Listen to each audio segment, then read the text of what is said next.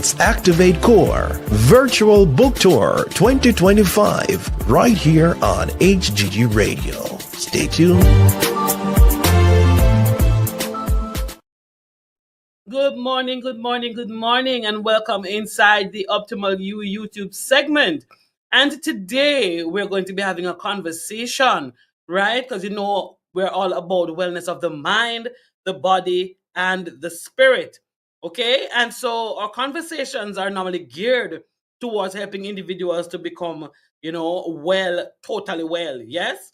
So I'm glad you joined me today. I'm your life coach and host, Minister Renee, and I have a special guest today. We have partnered with Activate Core Virtual Book Tour to spotlight incredible authors whose works inspire growth, healing, and purpose. Now, these writers don't just tell stories, okay? They share insights that empower us to live more intentionally and wholeheartedly.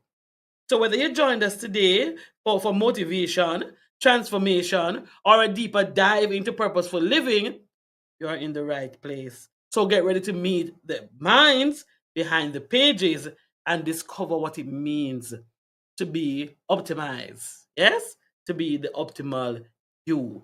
So stick around. Don't go anywhere. We're going to jump right into our conversation with our guest today. She's going to tell us who she is, where she lives, and we're going to get into her business. Okay? That's what we're going to do today. Stick around. All right, guys, let's go. Good morning, good morning, good morning, or good afternoon. I don't know what time it is for you. Good morning. Good morning. Please tell us about yourself, who you are, what's your name. I know it, but the viewers and listeners have no idea. Okay, my name is Jennifer Giscom Williams. Giscom is my maiden name, but I use it because there are so many of us with that name, particularly in Jamaica, where I was born and grown and is currently living. So I'm a Jamaican, and my experience cuts across a wide number of areas. So I made paradigm shifts in my career. I started out in banking, and then I went to gender and development. I moved to HR, human resources, and now I am an author, a writer, and a motivational person, somebody who can inspire you for growth, healing, purpose, and development. I live in Kingston, but I grew up in three parishes, and I call myself an Eastern girl. So I was born in Kingston. I went to St. Mary's and Earl at an early age. I came back to Kingston and I went to Portland, and I'm back in Kingston. So all my life I've been centered in either the east or the southeastern part of the island. But I do travel. I travel extensively locally and also abroad. And as a result of that, I've garnered a lot of experience to throw into my work. Lovely, lovely, lovely. We want to talk about your books. So the first question we want to talk about is your latest book, Love Me, Don't Hurt Me. What inspired you to write on such a deeply personal and sensitive topic like abuse and child abuse? Okay, this is actually my first book. The other one was just recently released about a month ago. But Wow. concerning Love Me, Don't Hurt Me, I was inspired by the Lord in November 2022. I couldn't sleep there, tossing to and fro in my bed, and I just heard the word, write a book. And so I got the title from the Lord, Love Me, Don't Hurt Me, and I got up and I wrote it down. But it didn't just come from the Lord like that. I said earlier that I was in the field of gender and development. So I worked at the Bureau of Women's Affairs, and over those 16 years, I, along with other teammates, went into schools and communities and churches. There we talk about gender-based violence, we talk about child abuse, we talk about parenting, and I also did a number of things like sessions on sexual harassment at the workplace, and I did a whole over 100 workshops concerning human trafficking. So my work and my experience over the years actually helped me. So when the Lord told me this, I had quite a bit in my head, and also I was a researcher in charge of research at the Bureau of Women's Affairs. So that helped me and propelled me also to do further research. So my inspirational came from the Lord in addition to the things that I did as part of my job. I just want to tell you a little bit story. I went to a basic school, and the children, the ages were between 5 and 6. And I started to talk to them about child abuse, but I had not been to those small ones before. So I saw a picture or pictures on the wall, Jack and Jill. So I drilled them through that. But when it came to the emotional side of the abuse, I said to them, has anyone ever called you any names that put you down or made you feel bad? And the hands went up like clockwork. Me, miss, me, miss, me, miss. So I pointed at one little boy over the far right and I said, you. He says, my father called me a John Crow. Oh my goodness. So we kind of quiet them down and the hands went up again. So I did the gender thing. I called a girl and I said, tell me. And she said, my mother called me a dog. Renee, those thoughts never left me. They sunk deep within my heart, and I said to myself, I have to do something about it. So I went back to my desk same day and I rearranged my PowerPoint to suit the 5 to 6 years old. And so, what the Lord has done, those workshops that I was doing, it caused me now to put them into a book that a wide number of persons can benefit from my experience, from my training, from the work that I did, and also it will have a longer lasting effect. You answered question two for me in answer number one. But let me also ask you though, what message would you hope that your readers will take away from that particular book? Well, I am hoping that they'll be able to understand because at the base of the book is the fact that God loves them. So I want them to understand the love of God for them. And so my book is divided into three chapters. So I have the narrative, I have a working, engaging section, and I have scriptures. So I want them to understand what the Bible says about them. I want them to understand that they were made to be loved. And so the title Love Me, Don't Hurt Me were two heart cries, one from the hearts of the teenagers and one from the heart of God. I want them to understand their sexual identity and their God ordained purpose. I'm hoping too that they'll understand the different types of abuse and also to build hope, knowing that there are persons whom the Lord has set aside, whether it's parents, guidance counselors, teachers, and persons like you who are bringing this message across to assist them in different ways and also to reassure them that when they are abused, it is not their fault. So I want to bring hope, I want to bring confidence, and I want to bring to them healing, purpose, and resilience. Lovely, lovely, lovely. You also author a book called Crafting Poetic Stories. How does this book differ in tone and purpose from Love Me, Don't Hurt Me? Okay, Love Me Don't Hurt Me center around real practical issues. Crafting poetic stories as well center around real practical issues. But while Love Me Don't Hurt Me is a continuum of abuses and different things that children are engaged in or things that happen to children, this one covers a number of different stories. And so I have it here written down in different segments: love that binds, heartfelt connection, love, laughter, and kinship.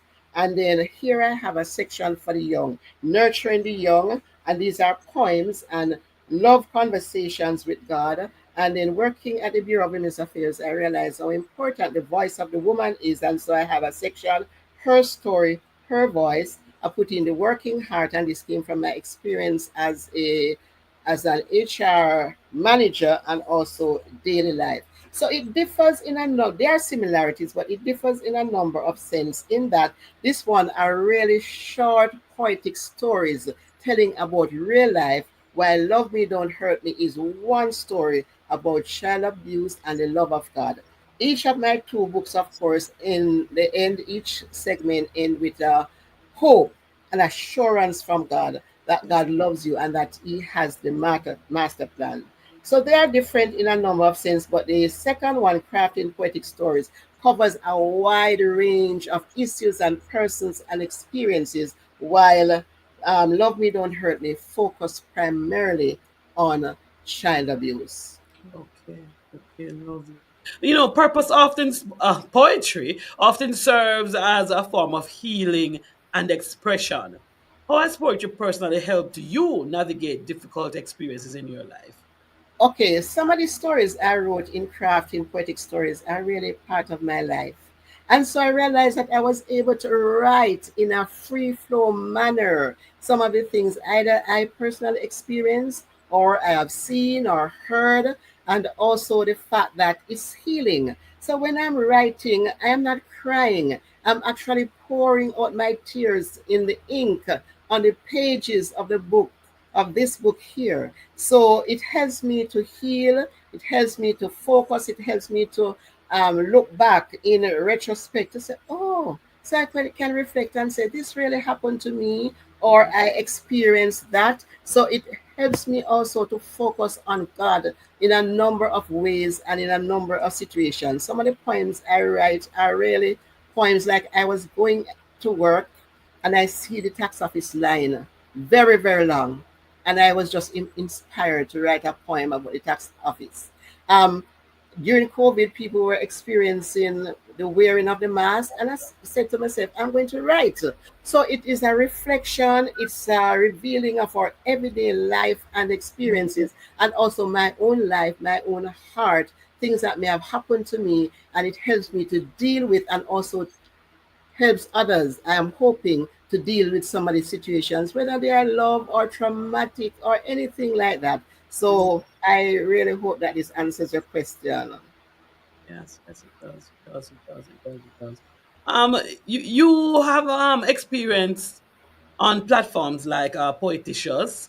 How important is it for you as an individual to connect with readers through poetry online? I'm not really on that platform and I'm not sure. I did a little research on it, but I didn't sign Really? up for it. No, I'm not yet on that platform because this book was just released last month. So I'm Oh, still exploring my different platforms, but I can still answer. that means there's somebody there by that name because my research.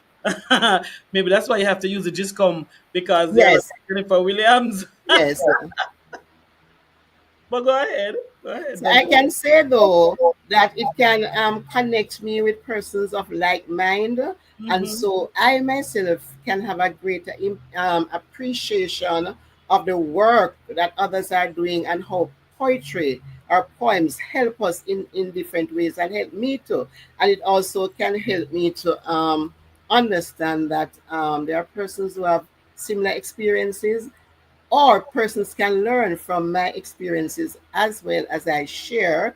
And so, platforms like the one you mentioned can also help us as persons who write to form a community, a Yeah. body where we can share our shared experiences, and it will also bring inspiration. And when I get on those platforms, I'm sure there'll be feedback which can also enable personal growth and improve my writing skills and also motivate me and others in a number of ways.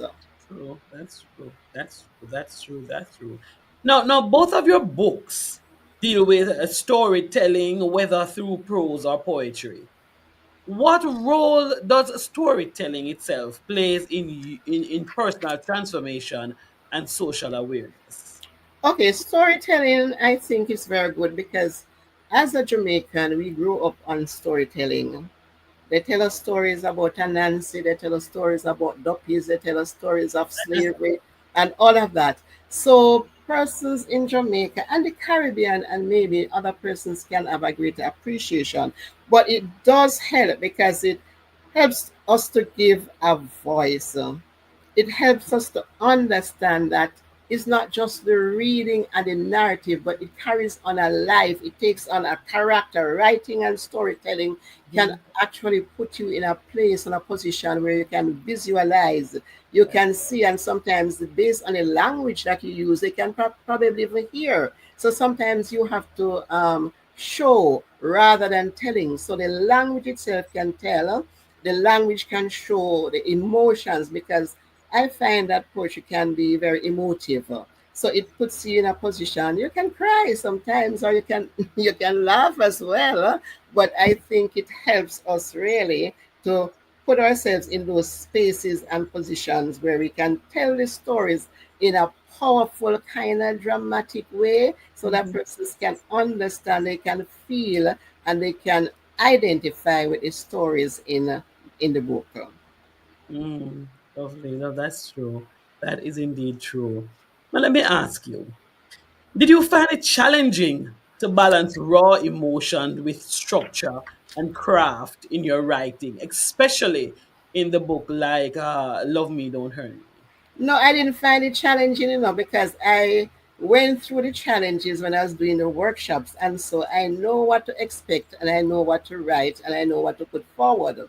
So the answer is really no, but there's a little yes in it too, because when I was writing and I exposed my no, after I wrote and I exposed my book to a small group, they said to me, "Did you write because you were abused, or you write because you want others to know that there is abuse out there?"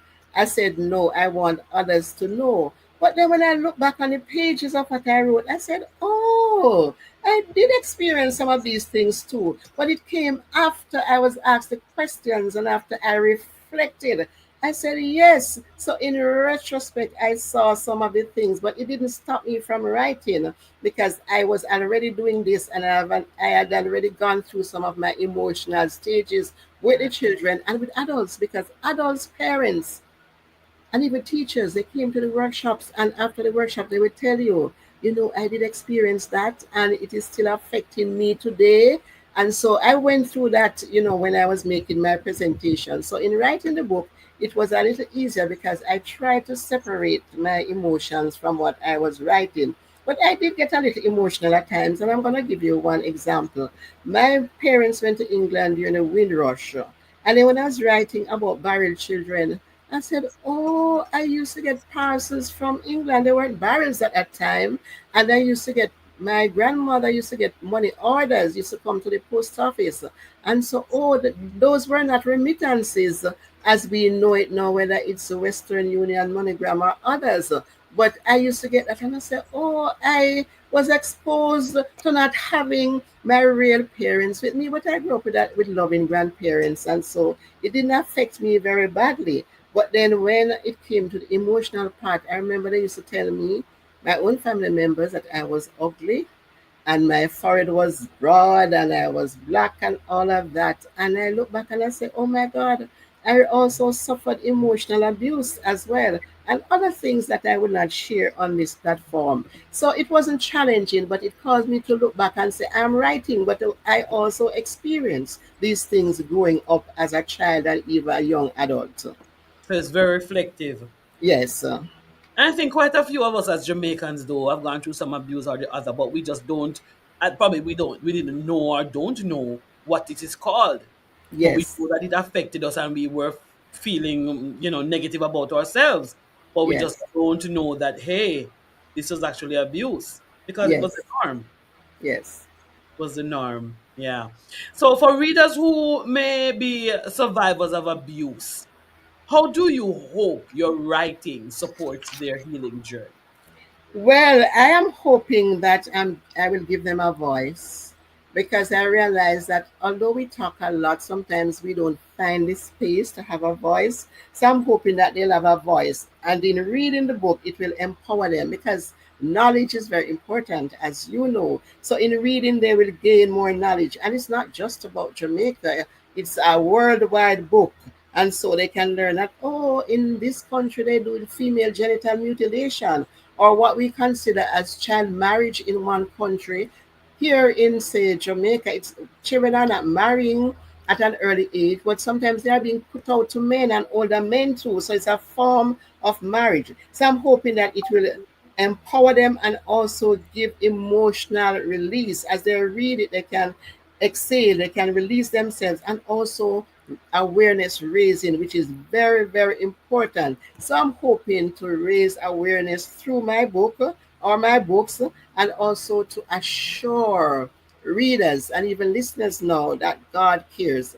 Because sometimes we feel that, where's God when I'm going through all of this? And there's no God, and persons can have that. But just to assure them that God cares, and also to inspire action, both from persons who may have gone through as survivors, and for those who are listening, and for those who are in a position to help, because the book actually is supposed to create a kind of advocacy Mhm. against child abuse. So it's an essential teen guide for self protection and advocacy against abuse. So, through my writing, I'm hoping that it will support the survivors in these many ways and other ways that I just mentioned: empowerment, emotional release, awareness raising, to know that God cares, to know that they are not alone, to inspire action and advocacy, and also to connect not just with yourself and with others, but also a wider connection out there to know that yes, there's a body of information, literature that I can connect with and I can use. Yes, yes, yes. And the matter of awareness is so important. So very, as we were saying earlier, there are people who've gone through it but had no idea that this is what it is. There are children who are faced with it, and I hope that this will be a teaching resource that teachers will also draw on this to be more aware of Yes. the students, so that they can tap into and say, "Oh, I think the student is going through that, or the student is being this." Because if you don't know, you don't know. Yeah. All right. No, there are people who are inspired by different things and different people and different experiences. But let me ask you, are there any poets or authors who have influenced your style and your voice? No, not really. I've read different poems, and I remember our own poet McKay. Um, but I say one or two lines of his poems all the time, but not that he did inspire me. And then when I did the English literature in third form, I remember there's a poem about Sennacherib, the destruction of Sennacherib. I don't know if you did that, or you're probably too young for that. And it talk A about little bit. A little bit too young, not far. Just a little bit too right. young. So I kept remembering those lines from those two poets, but not really. I wasn't really inspired by any, but I do repeat some of their lines from time to time. Mm, And I'm praying that others will be inspired by yours, so that they will remember and say, yes. But so you've written two books so far, right? And you are getting involved, you're doing motivational speaking and such and so forth. But what's next for you as an author? Are you working on another book or another project that continues your advocacy through literature? Yes. So when I told you about the children at the basic school, my first thought was to write a book for that age. So this one here is for 13 to 17, but I actually started writing for that tiny age, 5 to 6. But it got so big and so much information, and I was so full that I poured everything out. And so I was talking to my publisher, Select Arrow, and they say no. Let's turn this into a teenage book. So actually, they helped me to modify the title, An Essential Teen Guide for Self Protection and Advocacy, because my title is Love Me, Don't Hurt Me. So, having written this, I still have on my computer two more books for the younger ages, that is 6 to 12 and under 6. You know, the language has to be different, more Right. pictures, and all of that. So, I have those two books. They are near completion on my computer. I also have I did some short stories for children. The first one, well, it's a whole lot. So my publishers have divided it. So I'm gonna have in another 2 months or so a children's short story for children, and that one is focusing on the fruit of the spirit, using the natural fruit to segue into this fruit of the spirit, the spiritual fruit, love, joy, peace, all of those. So I have that will be divided in three. So I mentioned it two, 6 to 12, under 6. Then 3 books I am working on, short stories for children. I also have an incomplete devotional on my computer, and two more books in relation to marriage. One of them just in the beginning stage, talking about overcoming infidelity, and there's another one on masking Christian marriages. And you realize that there's a lot of masking taking place. Yes, People go to yes, church yes. and they look good and they feel good beside each other, and when they get back in the car or walking on the road, it's a different ball game. There's no So I've all substance. of that work. But let me tell you, I started a book from maybe 2013 to write on gender-based violence, and I didn't know how to do it. I didn't want it in a narrative way, just talking plain and straight. And Right. so I still have that book, which I did not mention here, to complete. And I have in my own mind something that I started also on my computer. Um, what I did say, unmasking Christian marriages. So I do have quite a bit of unfinished work on my computer. I just need the funds to get them published and to get my work out there. So the answer is that I do have a lot more books to put out, to publish, and to bring information and awareness to different situations that we face from day to day. Wonderful, wonderful. All right, so these are the books that are now available. Right. These are the books that are now available. Where can people get your books? Okay, they are both available on Amazon. Love Me Don't Hurt Me. It's still in the hard copy form. You can get it on Amazon. Sometimes it goes as far up as $27 plus, and sometimes it goes down to about $25. I do have copies here at home in Jamaica, and my number is 873-1366, and it is also in Source of Light bookstore in Hadley Park Plaza. That is Love Me Don't Hurt Me. It's available on Amazon. You can call me, or you can go on my Instagram page, my Facebook page. It is there, and you can get it also from me. Crafting Poetic Story is only available in two ways now. One, it's on Amazon, and it's also in paperback, and it's available in e-copy. So you can get two versions of it from Amazon. That is Crafting Poetic Stories. I do have some at home as well, and it is not yet in the bookstore. So it's only from me or from Amazon, and that is Crafting Poetic Stories. Lovely, lovely, lovely. And there you have it, folks. If you need to get a copy, you can get them locally and you can also get them online. So you can either contact, she gave her number out, so just go to replay and get that number, or you can contact HGG and we will gladly get the number to you. It was a wonderful conversation, Mrs. Williams. Thank you so much, Denise. I appreciate it. And I You're appreciate that the work Denise. that you're doing You're to that bring Denise name. strength and emotion to others. Good emotional release. Yes, yes. And I pray that the Lord will bless your book and that it will get to the hands that it needs to get to, Thank you so that much. lives will be changed by it. God bless you and enjoy Blessings. the rest of your morning or afternoon. You Bless. too. Thanks and bye. Bye. Bye. There you have it, people. Go and get your copy. It's available on Amazon. And if you need to get in touch with her, reach out to us at HGG or replay and get that telephone number that she gave out. It's been wonderful talking with you. I am your life coach and host, Minister Renee, and I'm checking out for today. We'll do it again next week. God bless you. Bye bye.